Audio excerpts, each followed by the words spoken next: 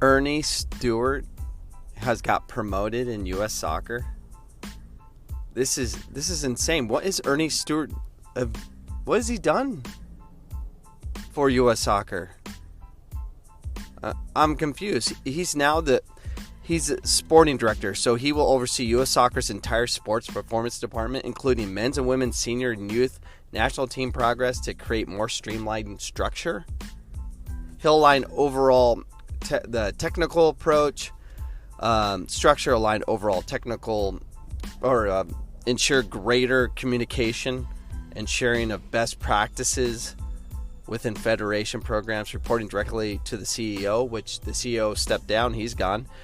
Stewart will also oversee all other sports performance departments, including talent identification, high performance analytics. Here we go. This framework will lead to enhanced player development, more clearly defined pathways through the national team's pyramids, and drive the ultimate goal, which is winning championships with the senior teams. At the same time, efforts to increase participation in the sport overall would be aided through his influence on coaching education, referee training, and club development. I'm reading this from U.S. Soccer. This is what we felt. We complicate things so much, and now we're going to put all this on Ernie Stewart, who's been elevated to another position to get paid more, because I'm sure there's more fake responsibilities that are stated here. What has he done? He hired his buddy Berhalter, which was a garbage hire. It's his friend.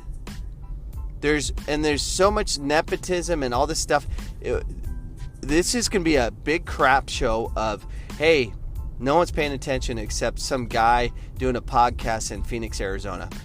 No one's paying attention to us. There's people talking about it, but there's no national coverage. This is why.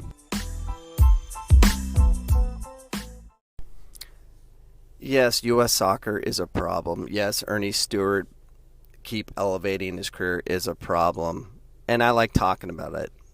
And the reason I get to talk about it and tell all my loyal supporters that love listening to my podcast, it's because I use this app called Anchor. It's free. It has creation tools. It'll help you distribute the podcast everywhere. My podcast is on Spotify, Apple Podcasts, Google Play, and many more. And I make money. So you listening to this right now, I'm making money. So at least I'm making money on my ad versus having someone pay for it. And it's a simple process. I support Anchor. You should support it. If you want to do a podcast, download the free Anchor app today or go to anchor.fm to get started. All right. Enjoy the rest of this podcast.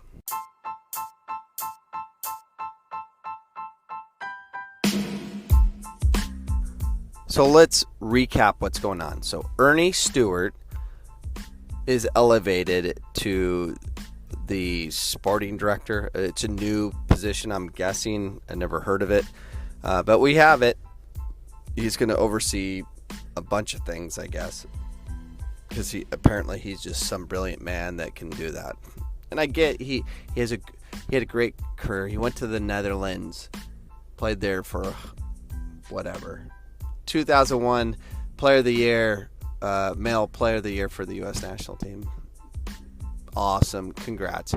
But his ability to create fake positions and really find that, talk to the right people, network in such a way.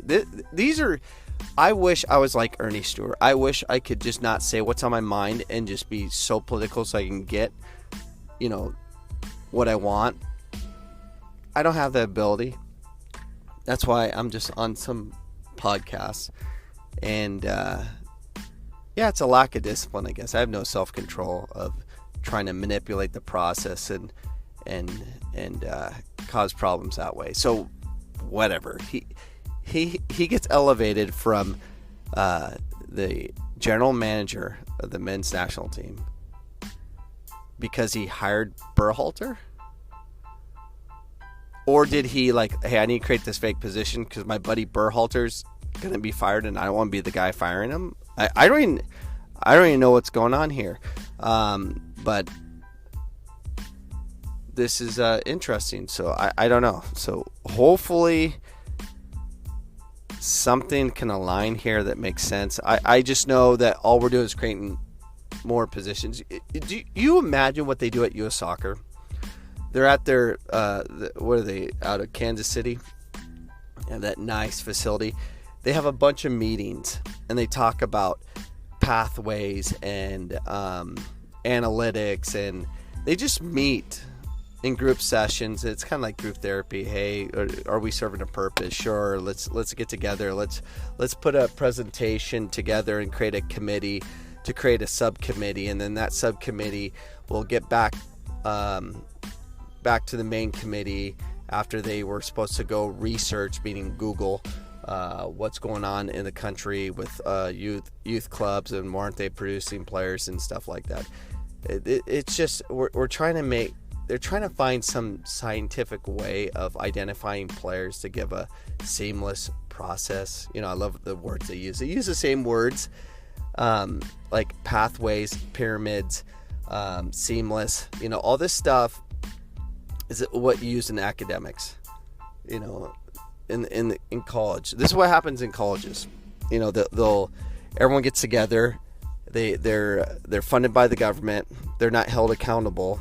They just kind of get together, do kumbayas, and they put together spreadsheets and visuals, pie charts, which don't even match up to what is really happening, and then they just talk about it, and they create subcommittees to talk about it, and then those subcommittees delegate to micro committees who will report to the subcommittees to get to the main committee to say, oh, good job, let's do something, let's talk about something else, and create a seamless process that we're going to talk about, that we're going to implement, that's not going to work, and then we start the process over.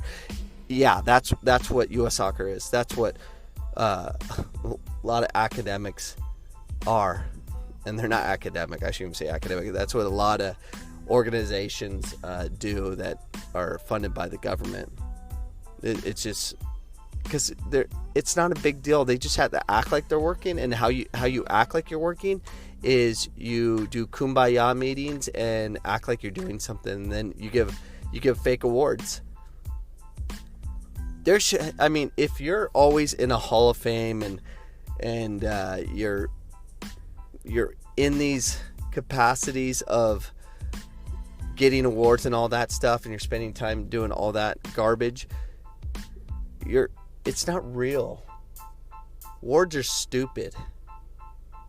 They are, because you have to go through a process to manipulate the votes and stuff to do it. I remember talking to one coach. He's like, hey, you need to get yourself in the NJCAA Hall of Fame. I'm like, how's one do that? He's like, oh, just have your assistant coach. That's what I did. I had my assistant coach submit my name and make it happen that way. I'm like, no. I choose to do something great, which I have not. I do some things that are great. Most time I fail.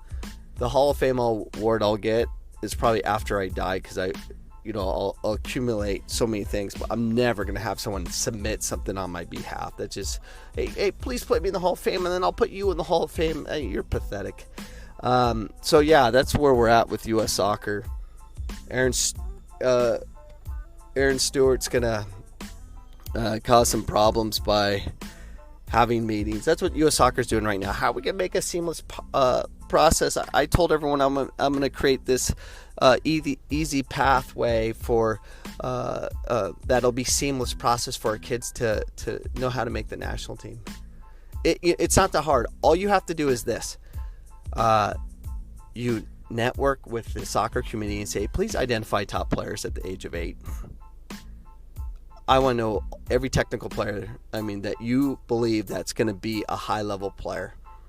Send them to us, and we'll identify them. We'll develop them that early, and we're gonna teach them the game in such a way that we're gonna create the next generation of national team players.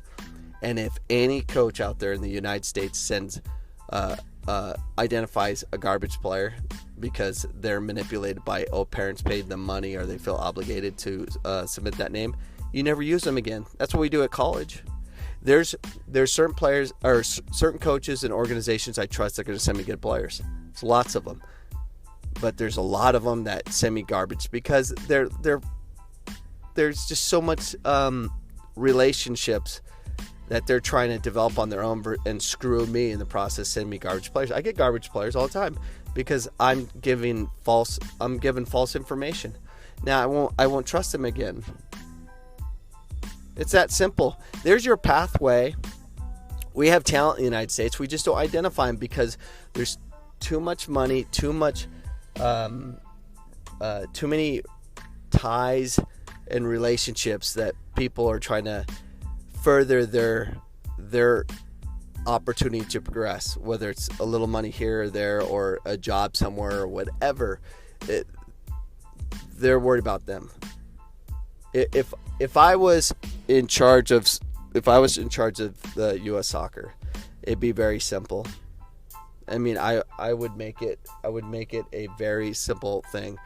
I give every coach in the United States an opportunity to prove themselves. Anyone affiliated, an opportunity to prove themselves to help U.S. soccer identify players. I would do that. I wouldn't have to say, oh, you have to take all these classes to be a recruiter for U.S. soccer or whatever. I don't care. If you can identify talent, you can identify talent. I would have a competition of that. Every state, who are the best.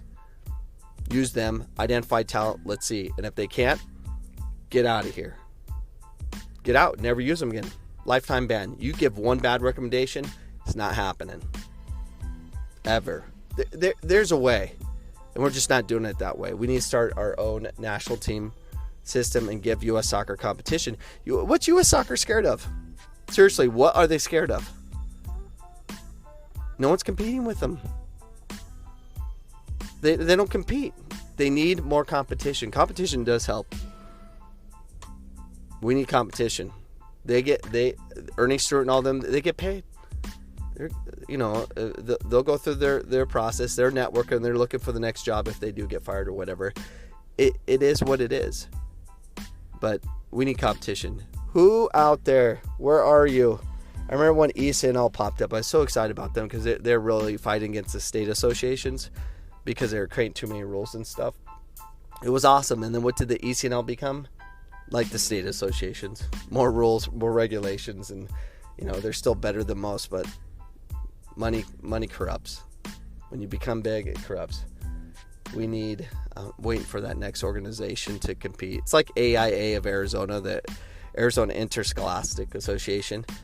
No one competes with them, and so they keep doing weird things. In California, they have a competitor. It makes things better. AIA doesn't serve soccer the way they should because they don't have the pressure to do so. They need to receive the pressure. Where's that group's going to start it? That'd be amazing. Competition is real. It needs to happen. Those are my thoughts today. I'm sorry I'm so negative all the time towards Ernie Stewart and Greg Berhalter and U.S. soccer. They're just thoughts. It's just a podcast from this little guy from Phoenix, Arizona. All right. Have a great day, everyone. See you tomorrow. Goodbye.